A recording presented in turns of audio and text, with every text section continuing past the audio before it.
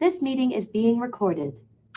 Hi there, Marie Ridgway, and I'm going to be speaking with Commander Tim Harris with Washington County Sheriff's Office. I'm having Tim on today so that we can hear directly from him as an administrator who not too long ago worked to develop the peer support program at their agency. And he's going to run through with you kind of what started, what was the motivation for this, what were the steps that were taken, and then what are they doing as far as ongoing maintenance for the team. Prior to this portion of our training, you should have listened to the first two videos, which included the IACP guidelines and the Minnesota State statute related to peer support. And then next, the next section of the training will include a comprehensive overview of all wellness programming options, and then a conversation with another agency administrator on their wellness programming as a whole. So I will turn it over to Tim to talk through the steps that he and his agency took to get peer support in place. Thank you, Marie. I appreciate it. A couple of things that we really looked at was some of the incidences we had in our organization over the years. I've been a luxury of working for the Sheriff's Office for 22 years. And I've started off in the jail, worked my way through the working in corrections, got promoted to work to the street as a deputy sheriff. While working the streets, I started developing obviously good coworker relationships and understanding kind of the dynamics and the impacts of the job through my career. From there, I became a detective. Worked in the specialty unit with the Internet Crimes Against Children Task Force, Special Investigation Unit, Crimes Against Children, Crimes Against Vulnerable Adults. From there, I wound up working on a midnight shift and kind of got to experience what that was like working on no sleep and tough calls and times when there is no calls, and kind of the impact of the stressors of the sleep deprivation, especially on your family and on yourself. Through there, I wound up getting promoted, working as the operations sergeant for our court security unit, worked in our water parks and trails unit, additionally worked as a sergeant security operations for the entire county, and then was promoted or assigned to the patrol division as a sergeant. And then of March of this last year, I was promoted to a commander, put in charge of the patrol unit. So kind of was able to tap into a lot of different my background. Unfortunately, through the course of our agency's history here over the last, definitely over the last 10 years, we experienced some losses to our brothers and sisters in this field to suicide. And it's impacted our agency directly. And it is a starting statistic when you start looking at the number of peace officers that are killed on the line of duty compared to those that are taking their own lives. And unfortunately, those that are taking their lives is so much higher. And it's something that is, it's predictable and it's preventable if you start looking at it from a HR risk assessment type of piece.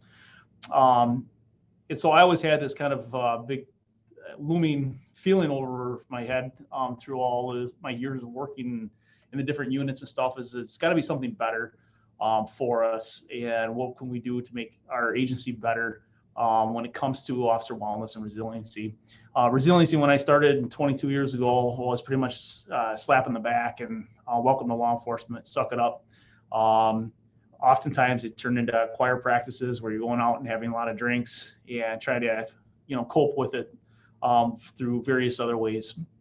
So in 2018, we lost one of our deputies to suicide, and it was important for us to really take a look at what we're doing. And so I wound up approaching the sheriff and the chief deputy at the time on different ideas, and we really kind of started this program. What we had is our wellness steering committee. We call it the Sheriff's Corps. It's County Occupational Resources for Employees. It's something that we kind of developed as a steering committee for what was going to look like and our wellness program was going to be. So through the course of us developing this program, kind of came full circle. Started partnering with Marie Ridgway and Associates with some of the different peer support programs and trainings and stuff. And it was kind of tasked for me to take a look at how we developed our program, and is there an easy, digestible way to put this all into place and to make it easier for you to put it in practice. And so we kind of put this down into kind of like 13 different steps. Definitely, there's a whole host of different ways you can develop a program. You can get it up and going, whether you're a single person trying to get a program up and going, or if you have a full team that's, or even if you have an existing team, you're looking at different ideas and ways to be able to enhance it. So I took a look at a couple different options, and I really looked at what's the easiest streamlined way to be able to put some material in a way you can digest it. First and foremost, you definitely have to have your administrative support with this. However, there's a difference between having administrative support and administrative control over it too. And that's one of the things that you really have to look at as you're starting to develop a program, and kind of keeping it that factory floor level, cops helping cops, dispatchers helping dispatchers, correctional officers helping correctional officers. And we are at a luxury with the sheriff's office of having multiple civilian divisions within the sheriff's office. And it's not just our licensed or sworn staff that this stuff impacts. It's interesting to see how many different stressors residual impacted different divisions. One of the things I always hit up on was like our dispatchers, for instance, the level of stress that they take and constantly screaming in their ears, no closure to calls and how that impacts them. And always the looming idea that if they didn't get that information out or didn't get that squad dispatched soon enough, what happens if we lose somebody because of that? And how would they live with themselves? And there's always that stressor of that looming over their head. So it's really important for you to look at other divisions within your organizations as you develop a program. So first and foremost, like I said, is that administrative support with it. Comes with that is selecting a coordinator for your program or for your wellness steering committee. One of the things you really want to look at is having that being somebody that's that trusted, respected person on the floor, whether it's a deputy, whether it's a dispatcher, correctional officer. We started off ours with as a sergeant to be able to kind of help drive that, having some understanding of agency business practices and budgeting and things like that definitely helped out, but it doesn't have to have that supervisory piece.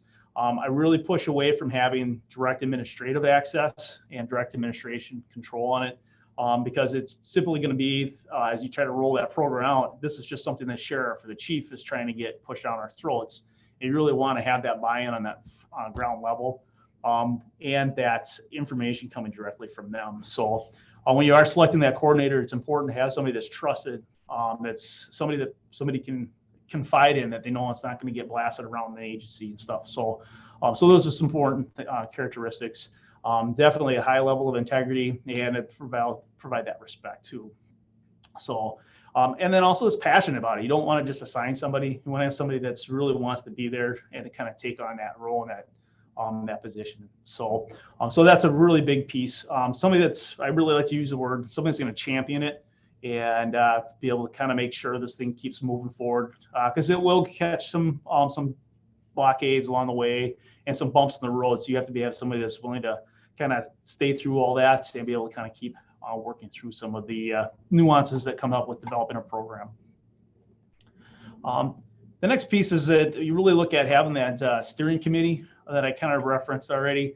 Having that steering committee is important because as a person that's trying to do it just as your coordinator alone, it becomes their program versus somebody that can develop a committee. It becomes agency-wide, and you have a lot more buy-in, especially if you're looking at changing your culture from something that this is not normal to be able to ask for help or need help or help is offered, or all these wellness activities and things like that.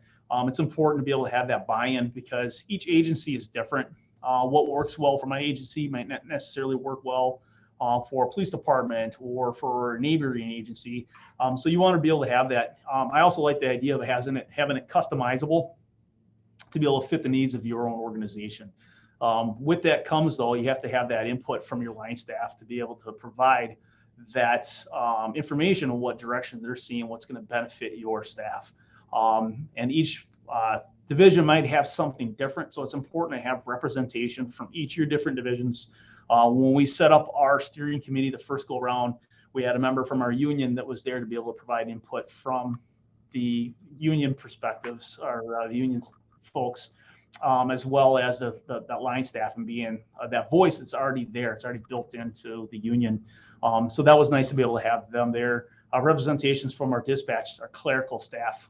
We then even brought in retirees to be able to have a voice of what the history was like, and definitely to be able to provide that further resource and input as you develop your program for it too. So it also gives those retirees the feeling to be able to have that input still even after that retirement. So that's really where that development steering committee is going to be able to help give you some direction for your next steps. I utilize our steering committee to develop our mission statement. The name CORE came from our steering committee, and that was something they voted on, and they decided to come out and then branded it. That was something that we were going to stand by, and this is what our new program was going to be about. All that stuff took place at that steering committee level. What are some different things we want to work on? From that, we decided to have a survey to be able to send out agency-wide to get that input from the entire agency as a whole. For us, we're sitting at about 270 employees within the sheriff's office. Obviously, there's some smaller agencies that are going to be looking at this. There's absolutely nothing wrong, even if you're a 3 or 4 person department, to be able to have that similar input. Maybe you don't have to have like a survey or SurveyMonkey style thing, but we utilize SurveyMonkey. We vetted out our questions with a clinician, what things we were looking for, what did we hope to be able to gain from it. Some of the other things that we didn't realize as we did the survey is we had identifiable needs that we were able to track, and then also goals that we want to continue working on. One of those things that came from it was the development of a peer support team, and that came from our steering committee. Versus if I was sitting in the corner office as a commander going, hey, we're going to have a peer support team. That's coming from administration. That's not coming from your staff. And so that was important for us to be able to develop that. That survey really gave us a lot of input to be able to find out what were the needs, if we felt the staff would find value in having a peer support team, and if it'd be worth putting money and resources towards that direction. Without a doubt, our survey came back with fantastic numbers to be able to show that we wanted a peer support team. It was needed and was requested. We also utilized our question to be able to help identify good peer support team members identified by your staff, your line staff. We utilized this high-level data to be able to help identify that. So as we developed our peer survey, our peer support team, we were able to go individually to these deputies and clerical staff and dispatchers and say, hey, you've been identified as being a good candidate for being on the peer support team. You've been recommended by your peers, and trying to recruit from that perspective as we start moving forward. We kept the statistics very high level because with this being a survey, we want to keep the confidentiality piece with it. Our survey was actually run through our county administration versus the sheriff's office. And so all we got with our hands on was the high level data, percentages, if there's any specific trainings people want to see, those type of things that really came out from that survey really helped us kind of get things launched. From our wellness steering committee, we've developed a lot of things outside of the peer support team. However, today we're going to be focusing on the peer support team specifically.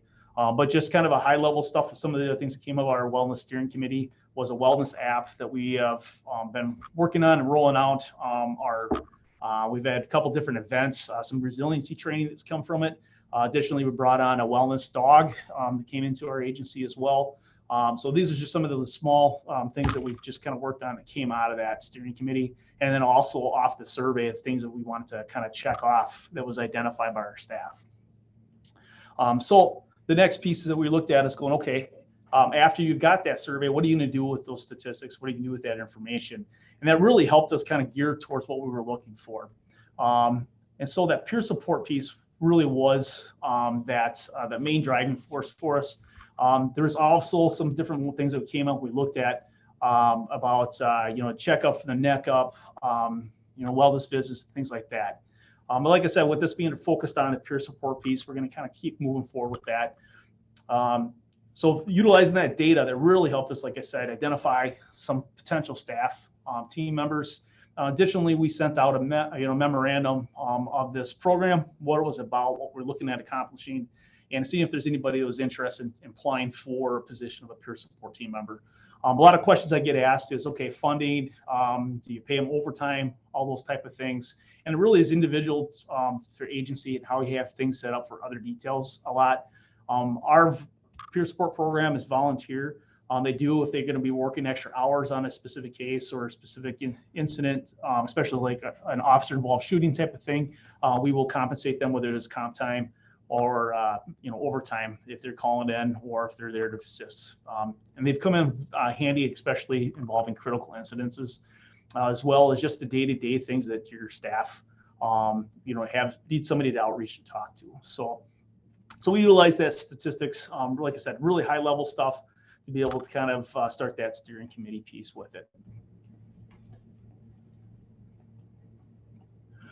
The next portion is, once you have identified your peer support team, who you selected for it, I really like the idea of advertising them, showcasing who has been as part of that team. Comes with some of the logistics is obviously identifying team members that want to be there, want to be available, providing their phone numbers, especially after hours, being that contact person. You want to have them the same level of character, high level characteristics and integrity as your peer coordinator, your peer team, or your wellness steering committee coordinator. Especially, you don't want somebody that's going to have a high level of gossip and the confidentiality concerns. That will kill your peer support team instantly, especially if something is confided in somebody and word gets around the office. So that's one of the things that you really have to take a look at. And we can get into some policy and down the line too, but a confidentiality statement is another one, a good way to go with. There's some templates out there you can utilize. We got ours from Dakota County Sheriff's Office, provided theirs, that really helped us identify what we're going to do. How do you build a candidate, as well as that, like I said, that confidentiality pieces that goes with it. So each memorandum, it can be, like I said, agency specific. If you want to provide what characteristics that you're looking for, your minimum responsibilities, all those things can go into it. Marie will be able to provide different templates and stuff that's out there. We utilized a lot of different resources, like I said, from Dakota County Sheriff's Office, helped us significantly, St. Paul Police Department, Minnesota State Patrol. So you don't have to recreate this wheel, so to speak. A lot of this material is already out there and available if you're looking for it. We'll be able to provide some basic templates for you as well as you start developing these programs and stuff. But a lot of this stuff came from our steering committee, what things and expectations we were looking at for a team member, who would we want, and kind of those positive traits to become a team member. So selection of your peer support team, you can do it in very different ways. If you want to do an interview panel, you certainly can. If you want to take your applications, sometimes just getting the team up and rolling first really makes a big difference, and you can kind of start growing your team from there.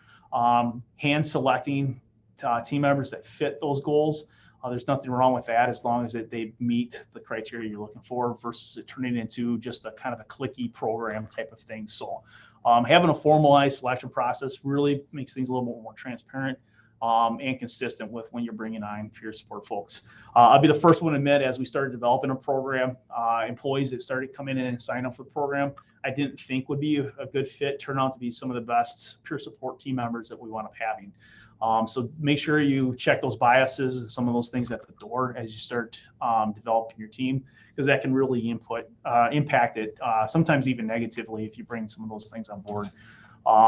But as you start doing that selection of your team members, just understand that you're relaying that message that they will be taking on secondary trauma, and that confidentiality piece is critical when you have that team. As I opened up my first peer support team meeting, the first thing I said is that you just now gave up the right to gossip in your organization, and you gave up the right to be able to talk about anybody. Because even if I'm not talking about a case that somebody came to me about, if I'm talking about somebody else, I've now just given out the aura that I'm not going to be a confidential person.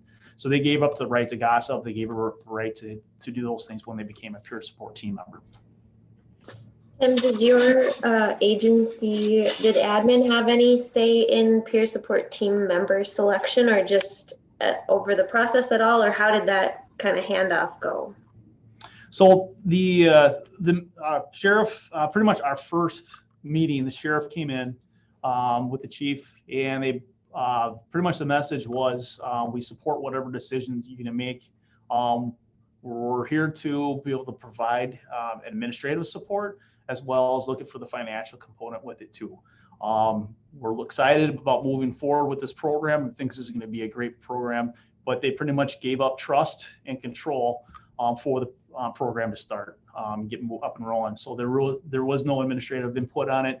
Really was the team running, and that grassroots idea is cops helping cops, that factory floor level, versus in it being an administrative function, an administrative piece, because that will kill your program very quickly if they feel like anything that's being done, if I talk about something that's impacting me, is going straight to administration or straight to my supervisor.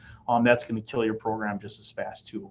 So that selection process of the team came down to the team, and with no input from administration. Okay, I imagine that I imagine that speaks a lot to their trust in you in running it.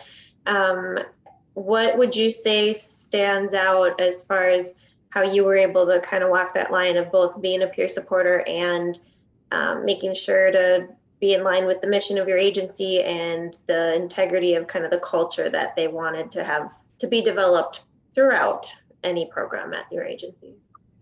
Yeah, I was sergeant at the time we started getting the program up and rolling, and it's definitely a difficult line that you can run. However, what I wound up finding is the vast majority of folks that are reaching out for peer support things is a lot of personal things that are impacting it.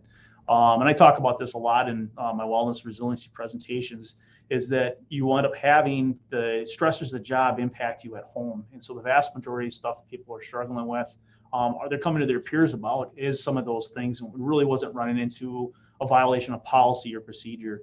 However, as we started going down some of the past as a supervisor, I would always kind of give that clarity. And there's actually a clarification statement that you can provide to your peer support team members going, this conversation is to be confidential. However, there are some things that, if you talk about wanting to hurt yourself or kill yourself, if you're going to be talking about some of these things, I have an obligation, because we're still licensed peace officers. We still have to respond.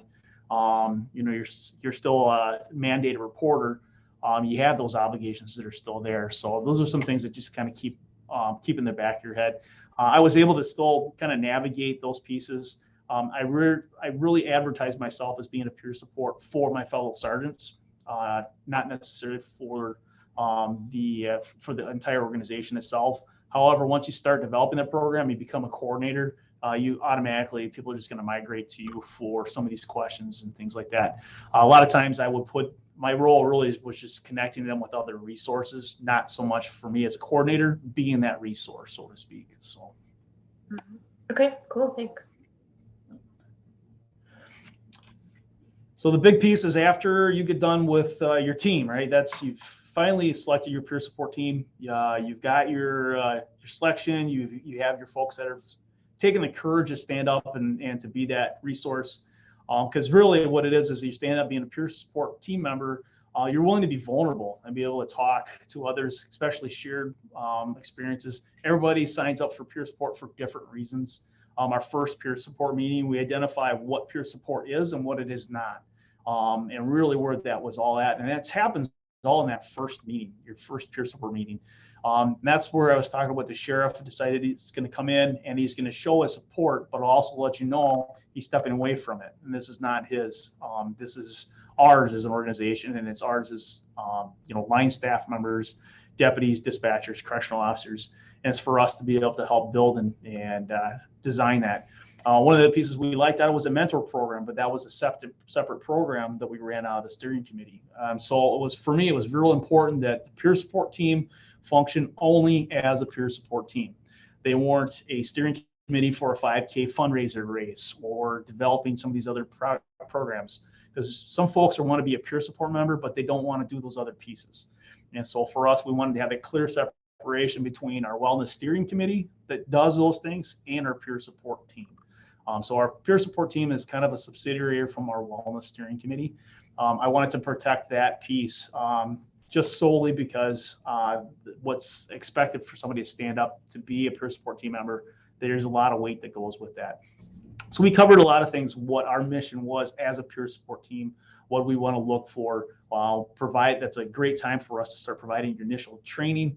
You will have to go to training. We'll talk about that here in a little bit, but this is also when you start having your quarterly meetings. This is kind of where you can establish some of those meetings, those ongoing training and continued education pieces for your peer support folks.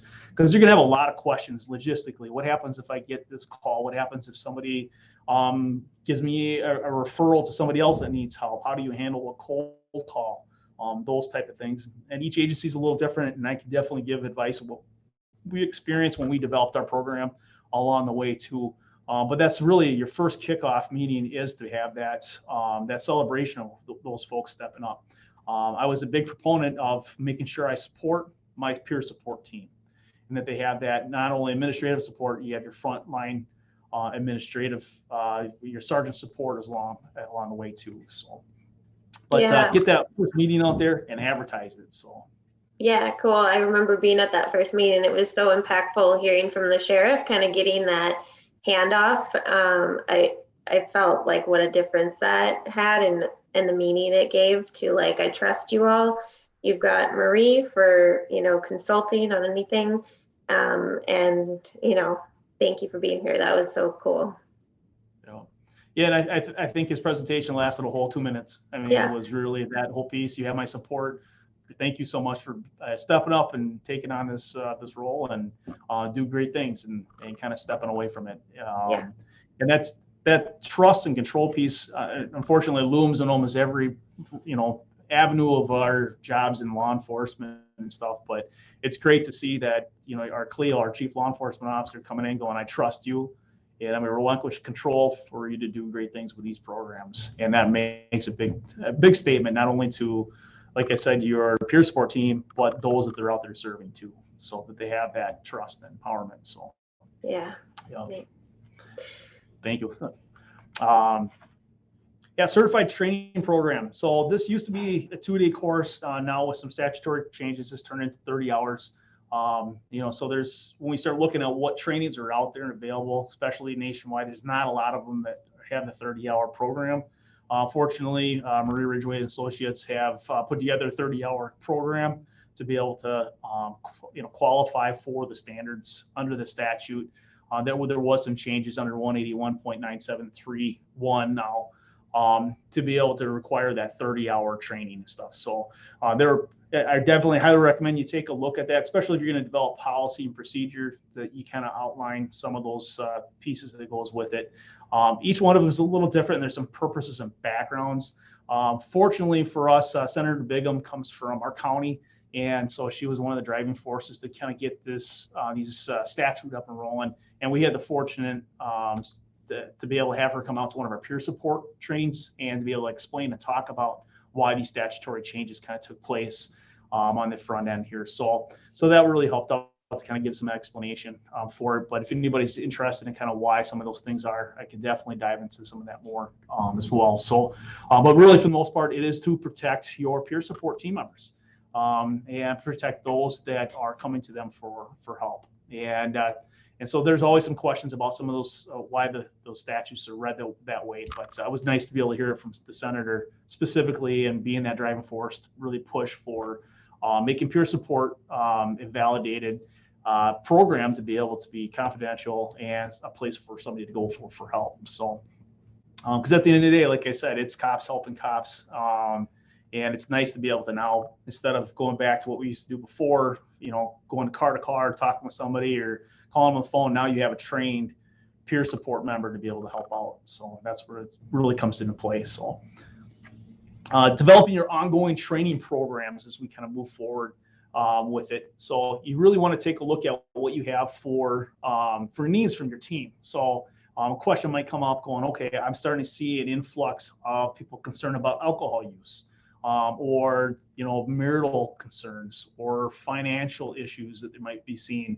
And so that's where that quarterly meeting really comes into play, is to check in with your team members, making sure that they have the resources they need, give them time to network, as well as be able to provide a training mechanism for us. So we host quarterly training ourselves, to bring in some of those different pieces that the team is looking for. Maybe it's developing more de-escalative skills, or how do you confront an employee that's talking about suicide. That can be very stressful, especially for your line staff, let alone for your supervisors. So this provided a great nexus to be able to help continue that education piece. Fortunately for us, vast majority of our peer support team had the training prior to the mandate, so we're grandfathered in, like most of you, if they have a peer support team already. But now moving forward, we have to have that 30-hour training. And fortunately, that does cover a lot of those things. But once you get on the job, you're going to start seeing things that maybe pop up that didn't necessarily see in some of those trainings.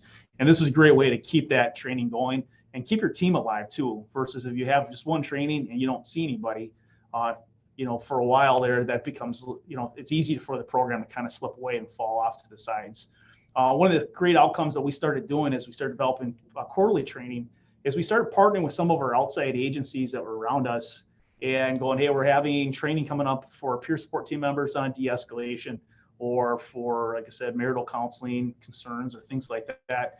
And they started coming, and before we knew it, we have pretty much every agency within our county represented at our quarterly meetings. And so now you have a force multiplier within your county or within your area, especially as partnering with local agencies near you.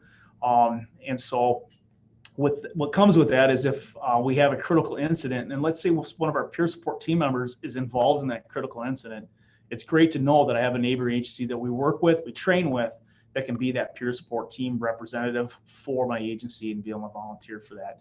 And we've had that, fortunately or unfortunately, happen a few times over this last year. And it's been great to be able to rely on those outside agencies to be able to help out and partner with each other on those things. So as you start moving around, you're looking at developing those quarterly trainings. Don't be afraid to start looking at your outside neighboring agencies too. Finalizing policy and procedures, and obviously confidentiality statements and contact lists, your mission statements. That's going to be individualized for each agency and what you want to do. When you start looking at policy and procedure, really when we started, my intention, even as a sergeant, I came in, I wasn't looking at developing a policy on it. I know one of the biggest agencies in the state has no policy on the peer support program, and that's Minnesota State Patrol. And they have that done on purpose, and that's what they look for. And so there's absolutely nothing wrong with not having a policy in place with it. And that's really where I started finding, as we started looking at, do we develop policy and talk with some other agencies that were trying to get a program going, how quick they were starting to lose their program because they got so bogged down on developing the paperwork versus just jumping into it. And we almost ran into that ourselves to the point where we just went, we're doing it, we're jumping into it, and let's just go and kind of grow from there. And we had some good success with it. Through the evolution of our wellness steering committee and then meeting quarterly with the peer support team, that was one of the things that the team came up with. They wanted to have something a little more formalized to be able, whether selection process, our mission statement, those type of things. They wanted to have those things, and it came from the team. It came from our peer support team members, not from administration. And that was very successful for us to be able to roll something out like that, especially coming from the team itself. So that's individualized. That's something you want to do for your organizations as you develop it. Plenty of templates out there. We have some to be able to share as well. So don't feel like you have to recreate that wheel. For us, we established our peer support team list. Developing a brochure, put it in on our wellness app. Those are some great things to be able to advertise your program, who's available. After critical incidences, we've continued to advertise our peer support contact list as well. So for our team, one of the questions I ask, are you willing to help out an outside organization if they ask for help? And so I have a list of those that are willing to help and those that aren't. And so that's easy for me to provide those resources for outside agencies if they need assistance. Fortunately for me, all my peer support team members are willing to help out outside organizations and have done so multiple times. Your official rollout with your program, I think you have to advertise that. I know we took photos of our first peer support team. We put it on our newsletter. as well as the contact list with their phone numbers for our interagency communications, flyers, brochures, like I said, the wellness apps, things like that. Anything you do to advertise your program, celebrate it, because what it takes to be a peer support team member really is a courageous step in itself. That's standing up in your organization saying, hey, I'm willing to be vulnerable. I'm willing to be here for you, knowing what the impact is going to be, but I'm going to be a confidential resource for you as well. But additionally, take care of your team too. And that's something I hadn't hit up necessarily on the front end of it, because obviously I would work with Marie and associates, but we have a peer support. So our peer support team members have readily accessible to a clinician that we cover through the agency. We're not expecting our peer support team to take on secondary trauma without having additional support. They can't go to another peer support team member to vent about something that they heard from a peer support standpoint. They have to have that clinician support. So understand that as you develop your program, make sure you take care of your peer support team, because that really is a true calling, that they're stepping up to take on secondary trauma from their coworkers. So rolling out that peer support flyer is important. So make sure you kind of keep that in mind as you celebrate your team and you move forward with it. Ongoing training is critical too. You need to have that ongoing training. Like I said, to keep away from the stagnant piece that comes with it. A lot of different things you can do. We also involve like the East Metro peer support program that we meet over quarterly on that too. So even my team is almost getting to meet 8 times a year, and I know that's a lot for agencies to be able to get somebody loose on some of those things. But take a look at that as being kind of a important piece, especially like I said, it's a great networking piece for them, especially if something comes up they're not familiar with too. So it's a great way for, like I said, for them to be able to navigate that. Take a look at it.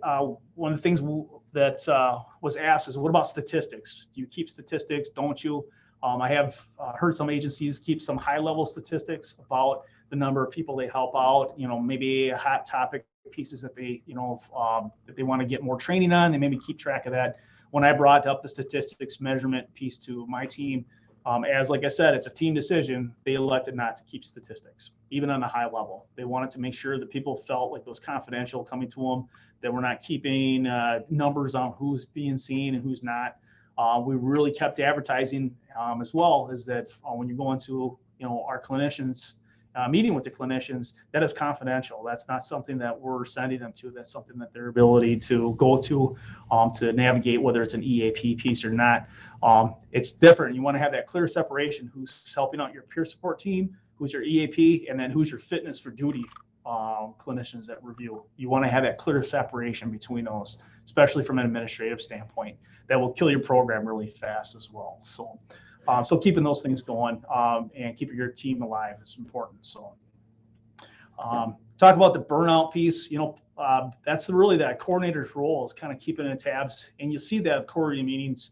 Those are just getting run down, stressed out, taking on the secondary trauma, being that open door for your peer support team to come in and talk with as well, going, hey, kind of get some time away from the team, or I'm doing well, or here's like some trends that are going and taking place and stuff. So making sure that they have that ability to check in with, like I said, a clinician is important too. So that training piece, doing quarterly, that will also help out with your burnout as well. Like I said, you're allowed to connect with other people that are doing that same role throughout your area, or throughout your zones and stuff. So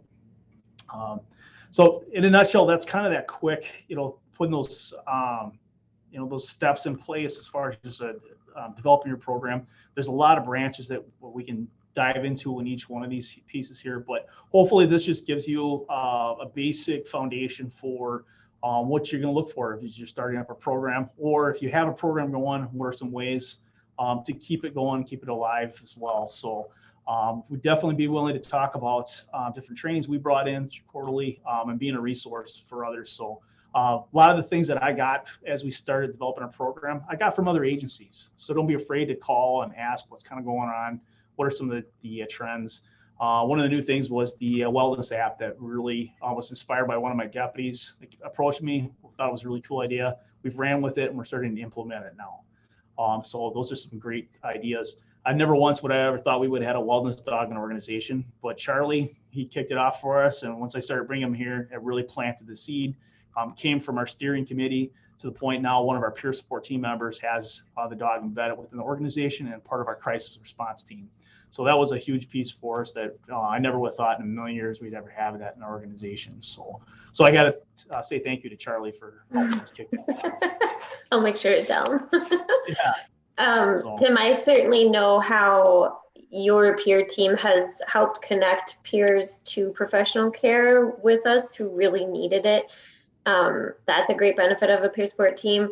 It's one of the first initiatives I know you're like big one that the core team worked on. Is there any specific reason why you started with peer support for an agency who's not sure where to start? If you chose peer support, can you explain why, and then any other benefits that you've seen? Absolutely. I think if you look at peer support, if you're looking at developing it, it can be intimidating. It can kind of scare you getting started, but it really is a very cost-efficient way, from a budgetary standpoint, but also for the impact it has. It's a very cost-efficient way to get people connected with resources. And we've done this. This isn't anything new in our organizations. And I guarantee we can talk to every agency throughout the nation, and they're going to have this be able to show after tough calls, how many times have we had that senior officer, senior deputy, or even a supervisor coming in and pulling up alongside, go car to car, check with them going, hey, that was a tough call. How you doing? Do you need anything? Unfortunately, a lot of times that took place, you have somebody that didn't have the training to be able to provide the resources and give good direction and understanding those implications. And unfortunately, a lot of times, it was the old choir practice, you just suck it up, you'll be fine and stuff like that. Don't take it home with you, or just go work out more. And there's more to it than that. And that's really where I think that gets into getting that qualified, trained person there. We still are doing it to this day, but should be able to provide that resources and stuff. And it really is, for us, when we got started with it, it was a cost-efficient way. We had zero budget to get rolling with it. And then once we started getting up to speed, one of the things that was concerned was, like I made mention, is having that peer support from a clinician to be able to help give guidance and be that protected conversation for our peer support team members. So then you start getting the costs. And so when we were given a zero, we started looking at what grants were available. And one of the ones I looked at that really stepped out to me was the OSHA safety grant that's out there. And I think it's match funding up to $15,000 per building. And I looked at this as being a safety concern because we're sending our officers and our dispatchers, we're sending them out into the fray and dealing with society and not expecting anything in return. That's ridiculous. It's a foreseeable job risk. And if we do nothing about it, we actually open ourselves up to certain liability, which is why a lot of agencies already have an EAP in place to begin with. It's now just what we're going to do. And trying to sell that even more is that it's cops helping cops, dispatchers helping dispatchers, correctional officers helping correctional officers, and being able to be that bridge support at the time. And we're starting to see them faster that we can get somebody help and resources. The longevity we're going to have for their career is even better. The better they're going to be able to be resilient and bounce back from a critical incident, the faster we can get them help. I'm a real big proponent of diffusings that we've been kind of moving to, even more so than debriefings, because I think it's that instant access to resources, instantly being able to talk to somebody and just kind of connecting. And that's really the ultimate message, is for us to know that you're not alone when you're going through this, and we're here to help you and have that support. And a lot too often in our field, we feel very alone, we feel very isolated. And the last thing we want to do is send an officer or dispatcher home after dealing with a crisis situation and dumping that into their family, into their home, without having that support. And that's the whole role for that diffusion. And it starts with that front line, that factory floor level, helping and assisting and stuff. And so for us, that was an easy win. You got some little bit of time developing the survey, your wellness steering committee, some time there, identifying, and of course now the training to be able to be that qualified peer support team member. But then be able to roll that out pretty quick. That seemed like a real fast turnaround. It was a quick win for us. And it almost had, to your question, it almost had an immediate response. I thought it was going to take a long time to get it, and it was almost an immediate response. Thank goodness, finally we got something in place here. And that really was a big one for us, and just made us feel better to start looking at what are we doing for morale situations and those type of things. And this is really was a big win for us. Awesome. All right. Well, thank you. I really appreciate all your information and wisdom and the background you have just recently helping set this up. I know you've now been promoted and transitioned to commander and kind of have been turning it over then to another sergeant level individual. Yep, I've actually had to follow through with what I preach. And that is, as I become more into the administrative role, I have to have less hands-on to that. And it's hard because it's something that, you know, I was active at that building level on the front end of it, but I also understand the importance of it. And for me to take that step away, trusting that next sergeants that are coming in to take my role, take that position, stuff like that, is going to continue with it with fresh eyes and be able to kind of keep building on from what was there. And so that really has been my role. I support on the administrative level, pushing for increased budget all the time. What are some other ways we can support and stuff? But I'm really relinquish that control over to those sergeants. They're getting up to speed on some training and to be able to take over that role and stuff. So, but that really is the goal. Is as now that I am 100% admin, it's important for me to be able to step back and trust that they're going to be doing what they need to do. So awesome. Well, it's a lot of fun to work with your team. Your passion for it all certainly has been driving it. So I'm excited to be kind of the handoff to the next generation, so to say. But I appreciate everything with this today. And any of the policy or confidentiality agreement pieces are available as kind of samples or examples that you can work from, and those are sent out to all the members who attend this training as attachments in an email. So you'll have access to all of those. No need to recreate the wheel. So thank you so much for sharing all of this and helping get the word out on all these things to everybody who wants what you're doing. So thanks, Tim. yeah, thank you, Maria. Thanks for having me. Yep.